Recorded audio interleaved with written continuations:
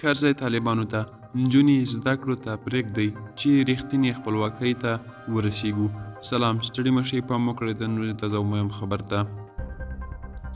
د افغانستان پخواني ولسمشر حامد کرزي د خپلواکۍ د 104مې کلیزې په مناسبت په یو پیغام کې د طالبانو پر سرپرست حکومت غږ کړی چې ژر تر ژره د ښوونځیو او پوهنتونونو دروازې د نجونو پر مخ پرانیزي. حامد کرزي په دې پیغام کې چې د ټویټر له لارې یې خپور کړی دی دا هم ویلي دي چې زده کړه به افغانان د نورو له احتیاجه خلاص کړي او په دې ډول به د رښتینې خپلواکۍ څښتنان شي.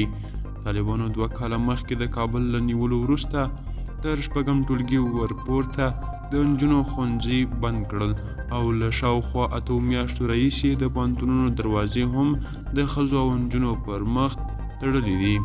دا و چمتو کلی خبر تر بیخي چارې ښه وه.